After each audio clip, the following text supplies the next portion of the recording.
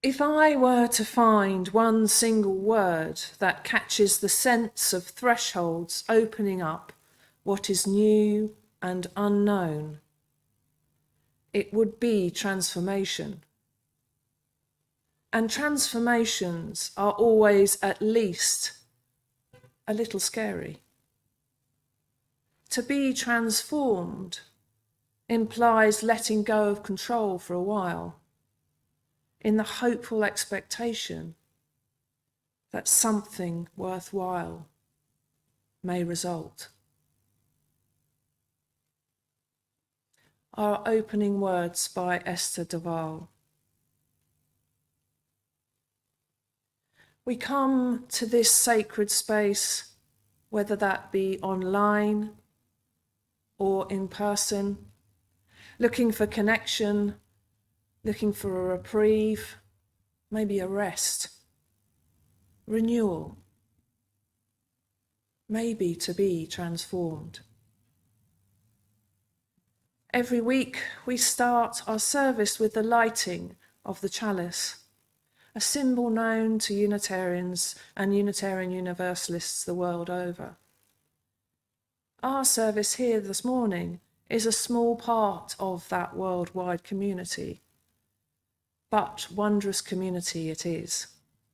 And the light of this flame reminds us of our ever deeper connection to the divine.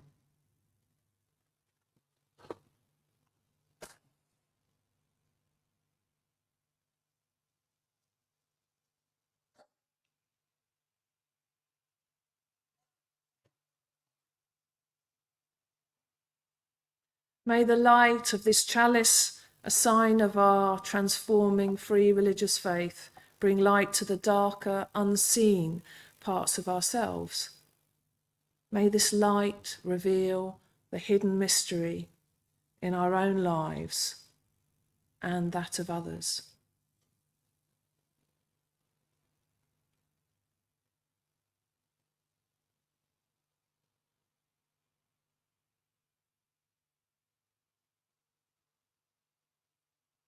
In this moment of stillness before we begin our service, we think about those who are struggling,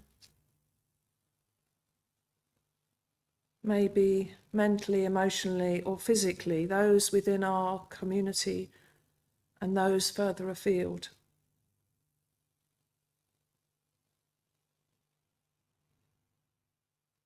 We also acknowledge the passing of Thich Nhat Hanh,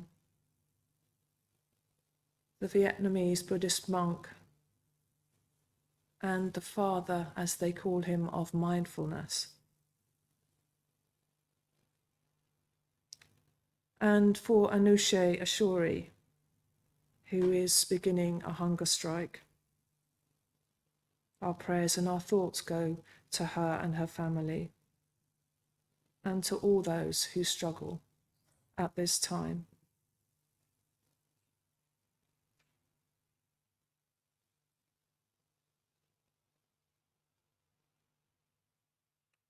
And so it is. Good morning, everybody, and welcome to all of you, whether you're here in person or to those of you online.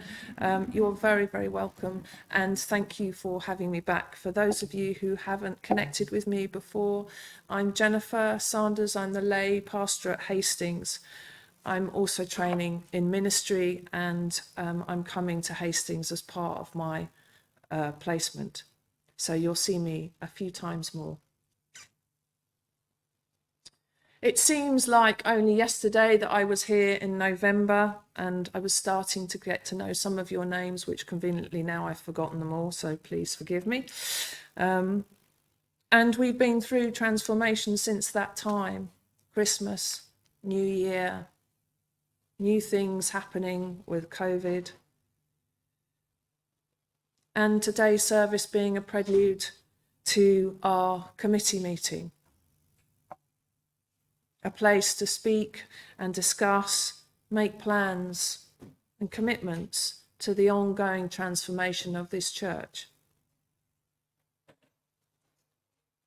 So we start this morning with a hymn, which is number 62 in the Purple Book and entitled, Here We Have Gathered.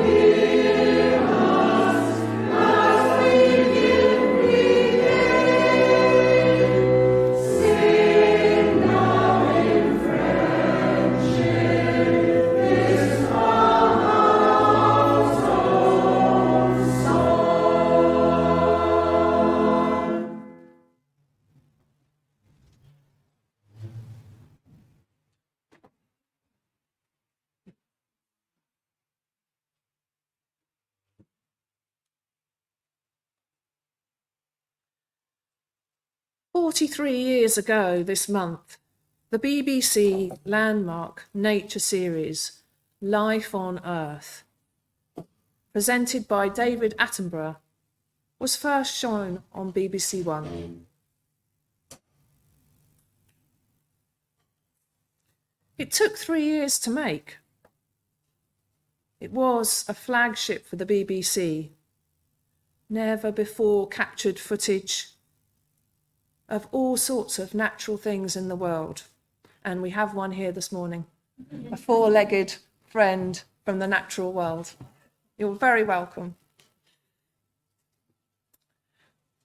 David Attenborough appeared in a khaki suit. It was like a safari suit, and he had a pair of binoculars. He was in the South African American rainforest.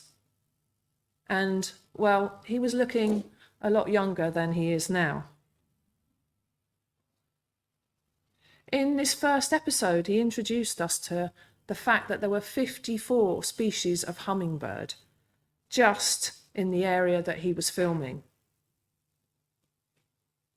Wherever you look is life, and wherever there is life, there is transformation, he proclaimed.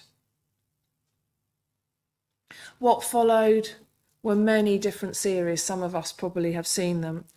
Life in the Freezer, Secret Life of Plants, The Blue Planet, The Planet Earth, and now The Green Planet. These are just a splattering of what he has done over the years. And so it's that Sunday spot where we sit down and it's like, oh yeah, it's David Attenborough and the natural world again. Each episode is more wondrous than the last. How on earth does he get these amazing shots? And then watching, oh, that's how he actually did them. It's amazing. And it certainly has been the backdrop of my education. I think I've probably learnt more about the natural earth and the natural world through David Attenborough than from any book. I don't think it's too much to say that he has and continues to transform the way we look at nature.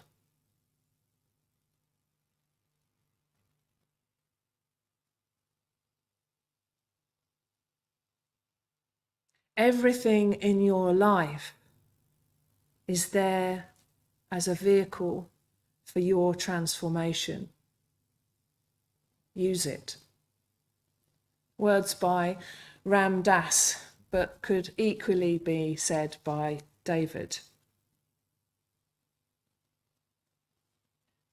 He is still hoping and demanding and pleading with us to radically change the way that we live, to transform what we do, what we use.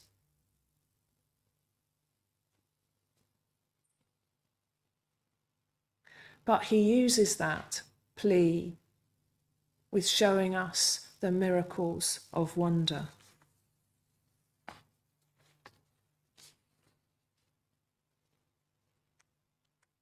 Our first reading this morning comes from Reverend Carlson.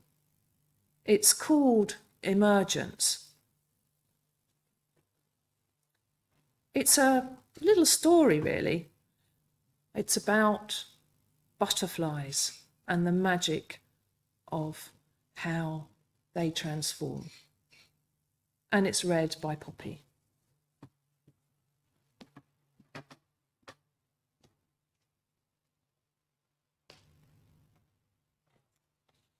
Thank you, Jennifer. Morning, everyone.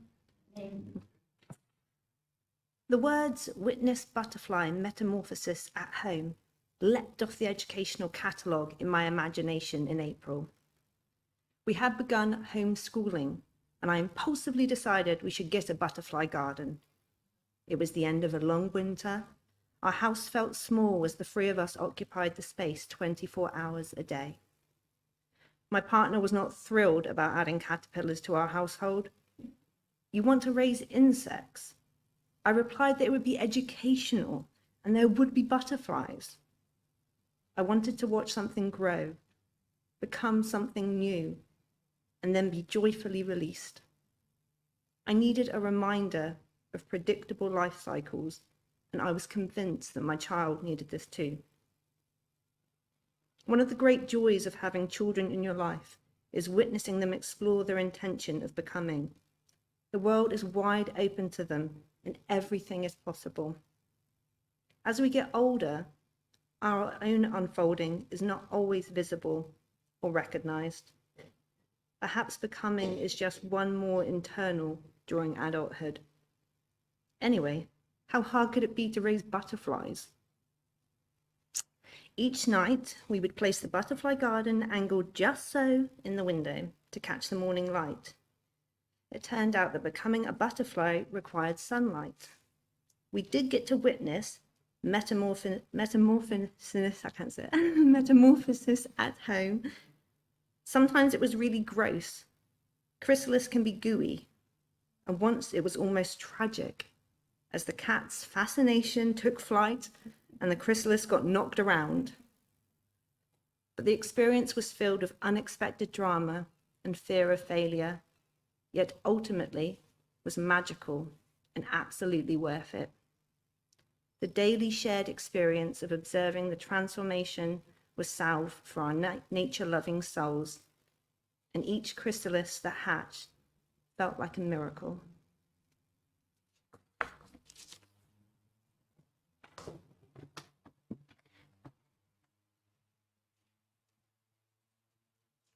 Thank you, Poppy. Beautifully read. It is that amazing thing that if we watch and wait long enough, this transformation occurs.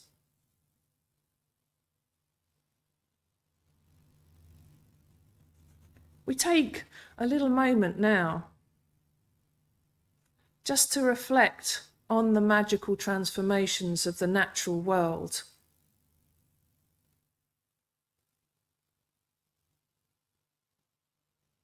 How have we been influenced by things that just seemingly keep happening? That transformation of winter to spring to summer to autumn. The butterfly. The seeds coming through the earth into plants producing food and fruit. What are these things telling us?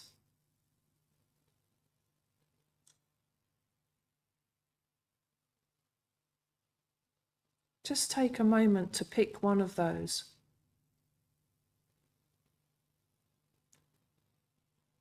Think about it in your mind's eye.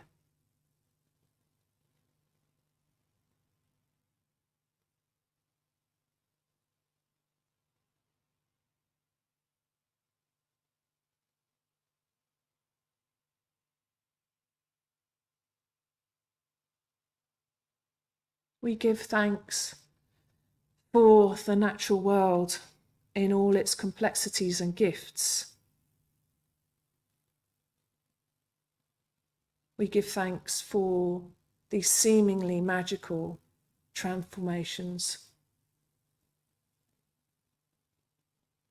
that just happen and appear in the very front of our eyes.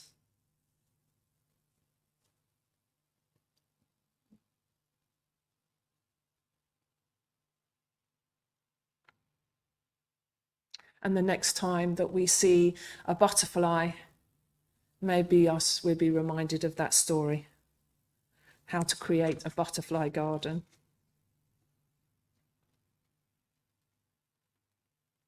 So how do transformations start? Many of the natural world just seems to happen. The cycles of birth and death, growth, adapting. And sometimes it's about us making a conscious decision. It may be something that's been imposed on us that forces us to transform the way that we live our lives.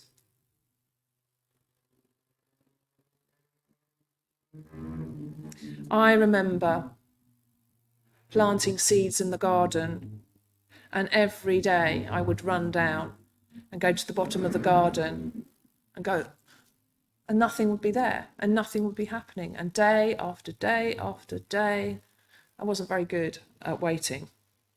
And then suddenly they would poke through the earth. There'd be a little tiny shoot. And over a period of time, that would transform into a plant, and then the fruits would be born, and then I get to eat them. That was the best bit.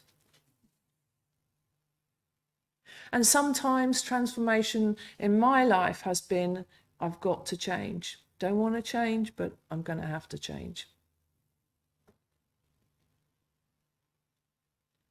William Bridges, he talks about the transition framework, and he talks about endings, the middle zone, and new beginnings. He says that these stages do overlap. We'll come back to them in a little minute. But endings, middle zone, new beginnings, this is a little bit of a conflict with New Year. I think we can just about say we're still in it. I think by the end of January, everybody's over us being in a new year, and we're well and truly entrenched in it. But the new year is something where we might make resolutions, or we might have visions of how our lives are going to be transformed. For some of us, those take a period of time, and for others of us, we make the resolution and then by the 3rd of January we've forgotten all about it. I, for one, have made those resolutions. I want to transform myself, get fitter by a gym membership. And then by the end of January, I might have been once, twice if you're lucky. Spend the rest of the year in guilt that I've spent money that I didn't really need to spend. Or if you follow this meditation, you will gain eternal happiness. Thinking of Thich Nhat Hanh, the father of meditation, how he has transformed our landscape into making meditation something that we can do on a daily basis. I like to think that as Unitarians and seekers, that we aren't so gullible. But in the race to change and become better people, sometimes we fall for the instant cure, the immediate transformational face cream. Has anybody else been there? You go into the supermarket and there is a whole row of them. Anti-wrinkle this, peptide that, poly whatever they are. Do they really work? Not sure. You can tell me afterwards. But we're looking for things to change us, to literally peel back the ears.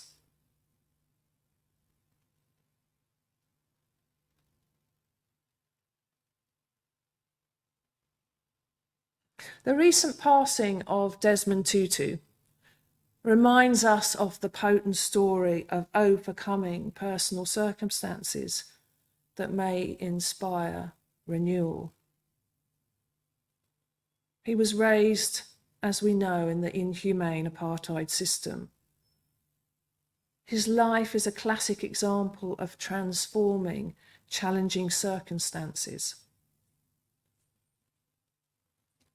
He was born in South Africa in 1931. His middle name, Mpilo, means life. His life became transformed when he met Trevor Huddleston. He then decided to train for Anglican ministry. He was promoted quite quickly. I think that was due to his outspokenness, forceful and compassionate nature, and, as we all remember him, some really funny laughing.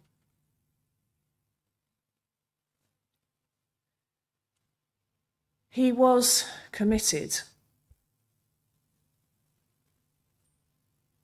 and he propelled South Africa towards democracy. He led the Truth and Reconciliation Commission, and never one to rest on his laurels, he continued to champion the rights of all citizens, right up until his death only a few weeks ago. His story shows us what can be done when we make a commitment and see it through, even in challenging circumstances. We've all been there. We've all been in those places where it's too difficult. I can't do it. I want to give up. Or they don't agree with me, or it should be done like this.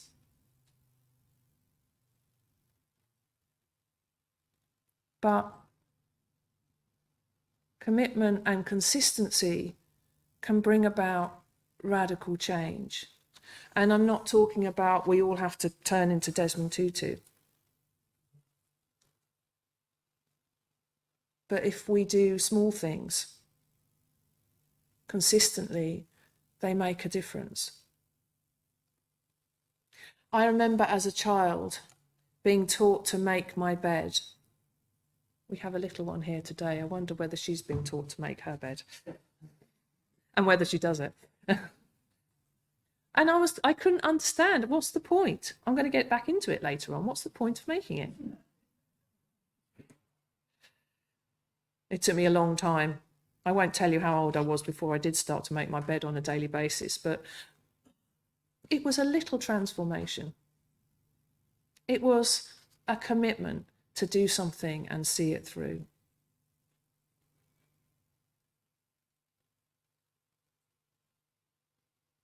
You were all given, hopefully all given, a piece of paper and a pen. And hopefully those of you online have a pen and a paper to hand.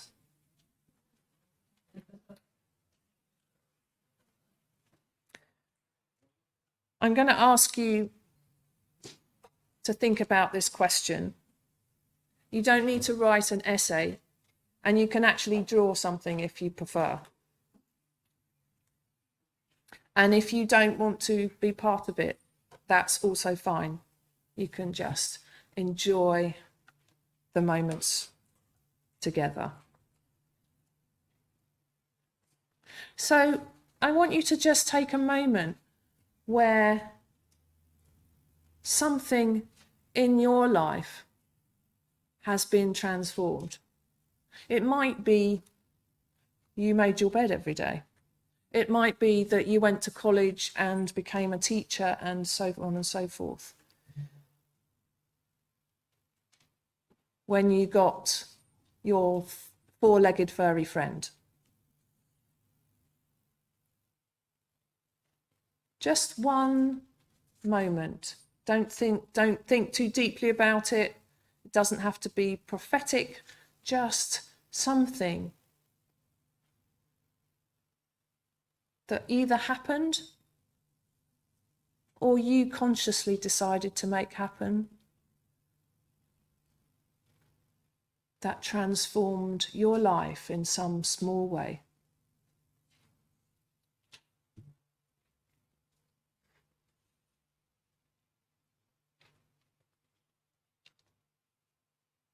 Pictures of animals or houses or rainbows or anything you like.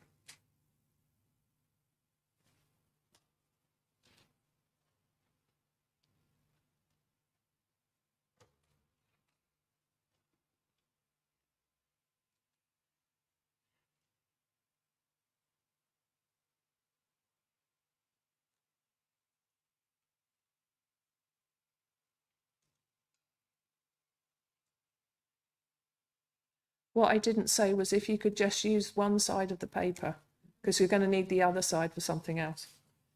If you've already written on it, don't worry.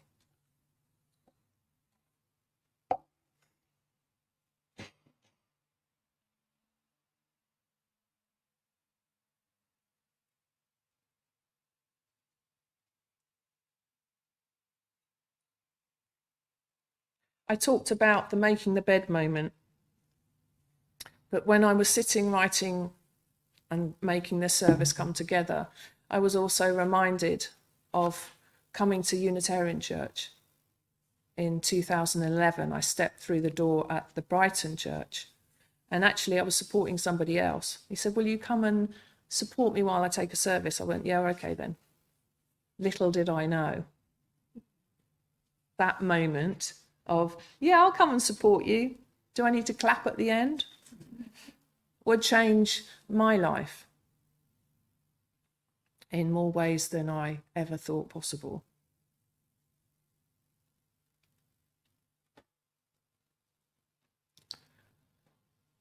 Okay, so we'll move on. Thank you.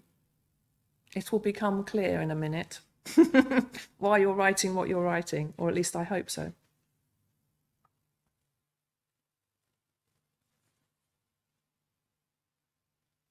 So why do we need to transform? Why can't we just stay as we are? Do we need to keep transforming?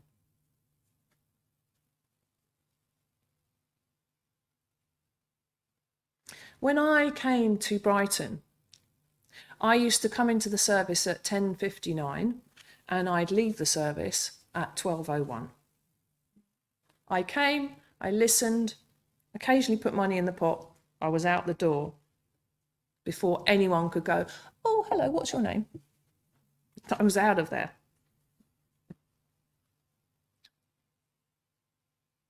I came for personal transformation. It was quite selfish, really. I was also afraid of commitment. I was afraid that I'd get asked to do things.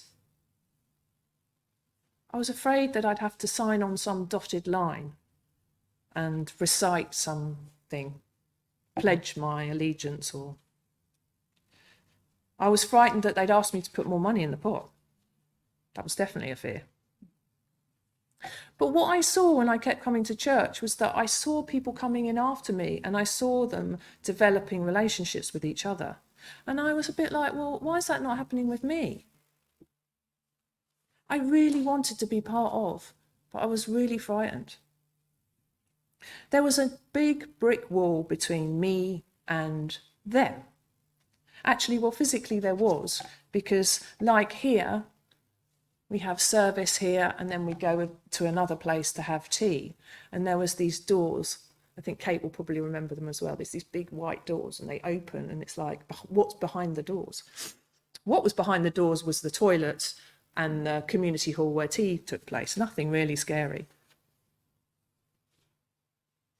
I wanted to connect to the wider church, and all I had to do was walk through the door.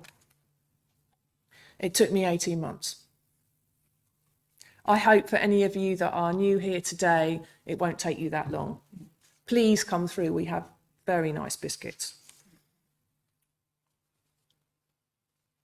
And so my journey to being a Unitarian started to take shape. When I did finally walk through the door, somebody else sort of pushed me really from behind.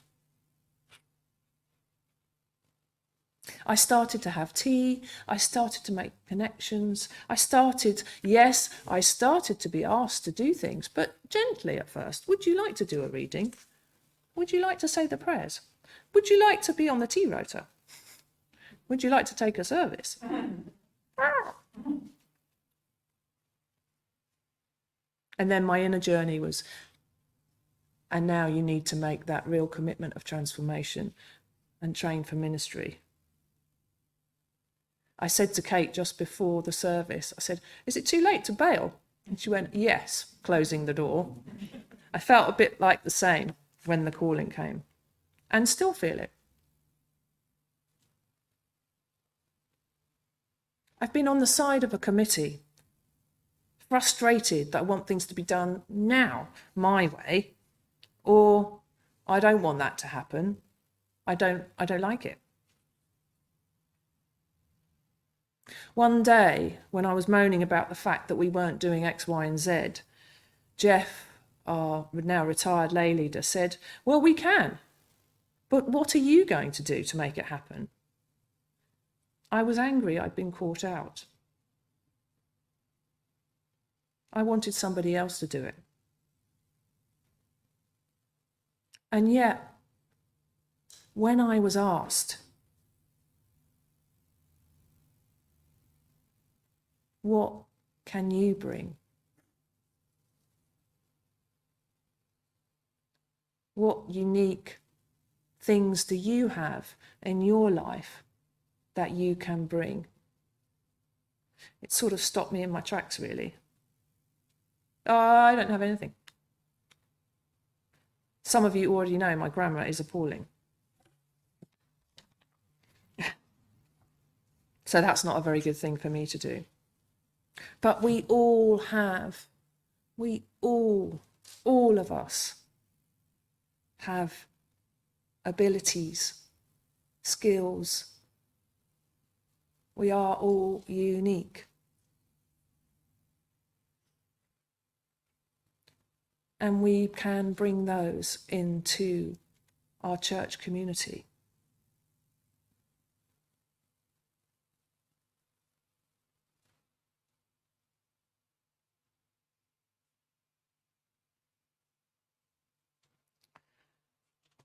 Jesus and his disciples were travelling through Samaria. The disciples seem to have disappeared. So Jesus disappears too, off to the well to get himself a drink. He meets a woman and he has an unusual conversation. She has arrived in the heat of the day, which is unusual.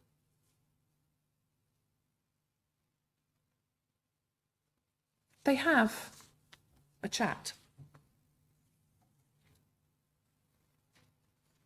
Not normal for a Jewish man to talk to a Samaritan woman. And yet this private conversation was transformative. She was direct and honest.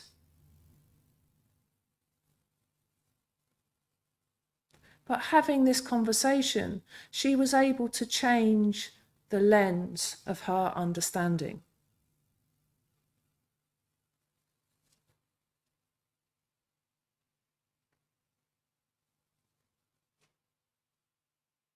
Maybe that's because she was accepted as she was. She had what we say maybe now as a colourful past.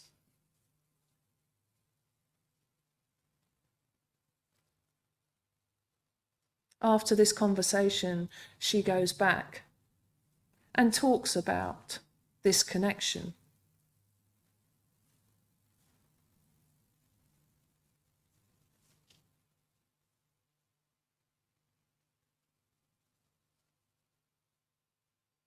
So what can we learn from this story today?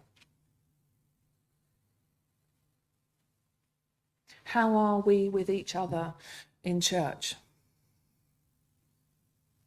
Let alone how we are with each other outside in the big wide world. We might want to accept and be kind and be gracious and patient with everybody, and yet sometimes we just want it our own way.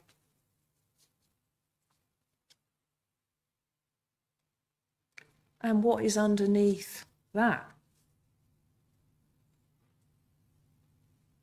I think it's fear. We all fear change in some way or another.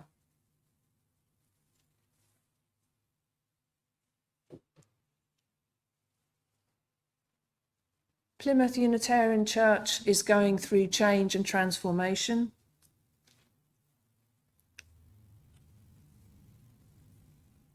Don't worry, you're not alone. Hastings is at it as well. And Brighton. In fact, Brighton has their AGM and we have ours in March. So it's all going on. And we have to make difficult decisions.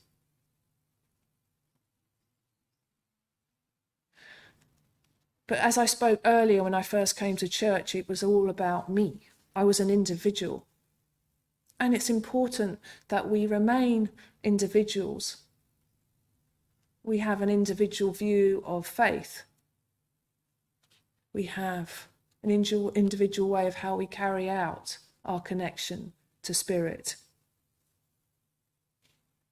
And as we sit in this room, we are connected as a community.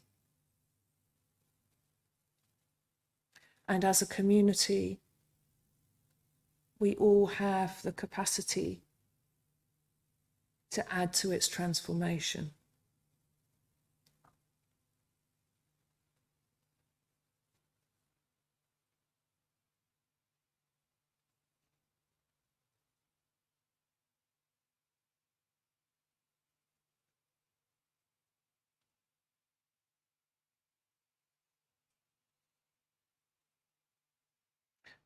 So we reflect again together with your piece of paper and your pen. And this second part, I want you to think about the unique gifts and qualities that you have. Yeah, you all have them. I'm not accepting, no, I don't have any. You all have them. My writing and grammar is appalling, but I can gather people together. I can't draw very well, not very creative, but I can garden.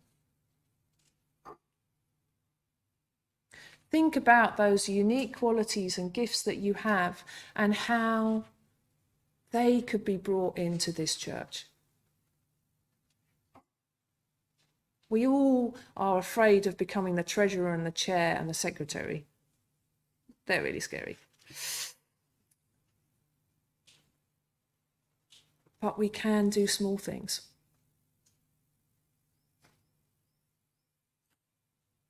So take a moment with your pen. I want you to make 3 unique gifts and talents that you have. Yeah, 3, not just 1, 3. I won't be invited back again, will I? All this work she's making us do. She's definitely training to be a minister.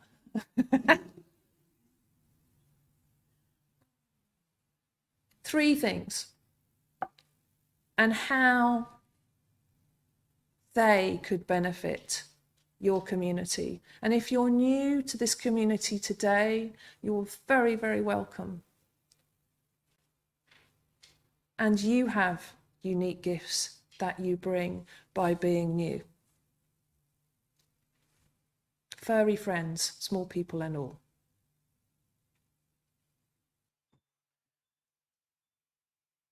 Spiritual transformation starts with ourselves, yet in community with each other. No one is outside the circle of love, and no one is disposable.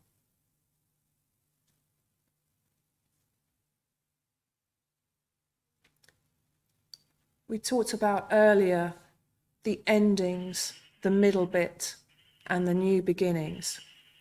Oh, that's brilliant. I like it. Is it a bird? For those of you at home, we've got a magical book that when you open it, you hear the sound of a bird. I don't know if you can pick it up. Can we have another one?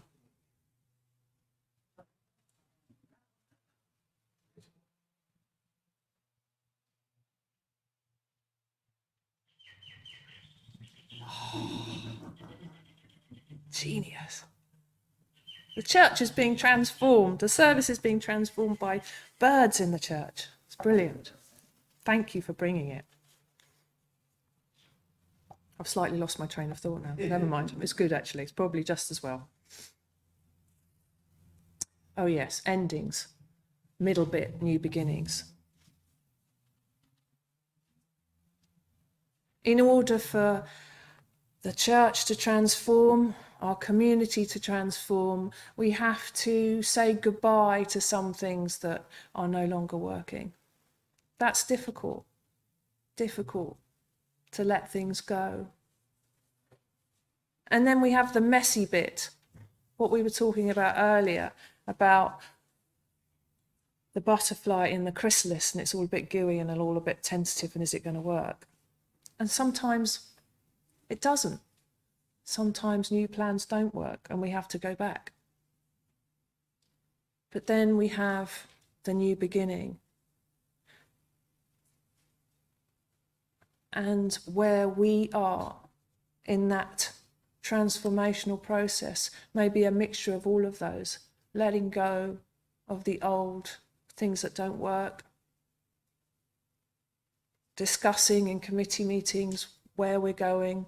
That can be a bit messy and uncomfortable. And through that, a new beginning. That if we all are part of that, we make that journey together.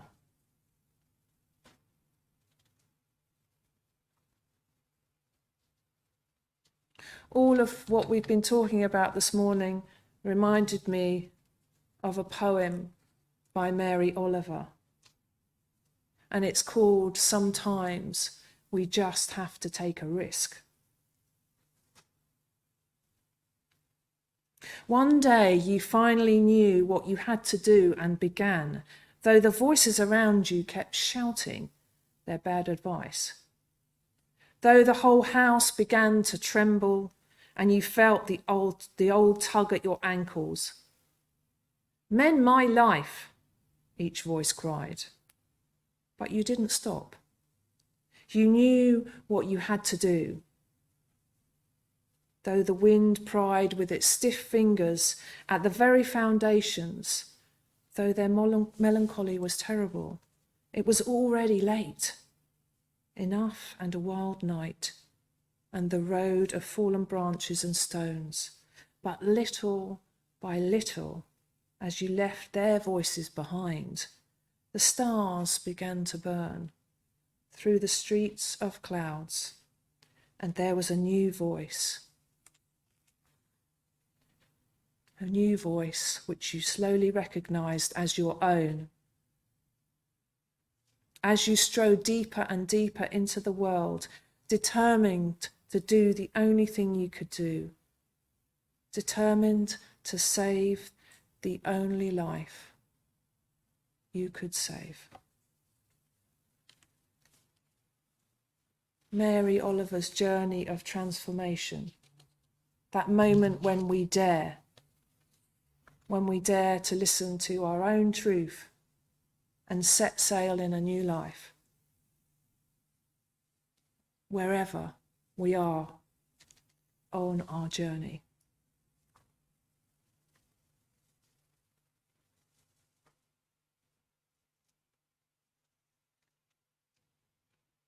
I'll leave you with a little story about a man called Nasruddin. He was an old man looking back on his life. He sat with his friends in the tea shop telling his story. "When I was young, I was fiery. I wanted to awaken everybody. I prayed to Allah to give me the strength to change the world. In midlife, I awoke one day and realized my life was half over and I had changed no one.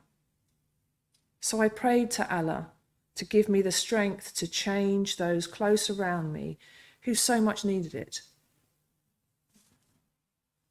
Alas, now I am old and my prayer is simpler. Allah, please give me the strength to at least change myself."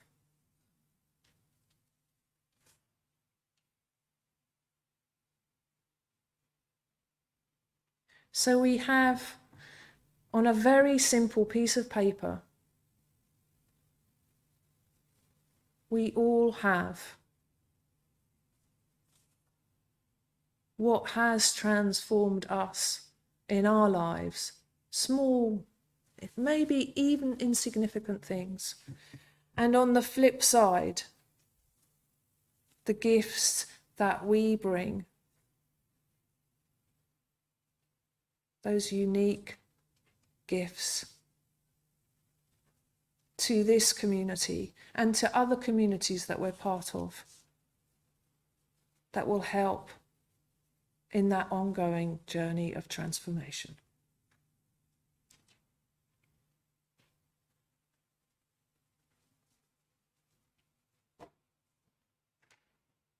Our closing words this morning are by Emily Richards. May you leave this time together changed. May the promises you have made to yourself about who you want to be and to feel closer to the reality of who you are right now. May you share that feeling of transformation wherever you go. May it spread into every word and deed, thought and interaction, until we are all changed, transformed, and transforming together. to become our better selves. Amen. And so it is. We sing our second and last hymn today. Again, it's in the Purple Book, and it's number 68, entitled I Dream of a Church.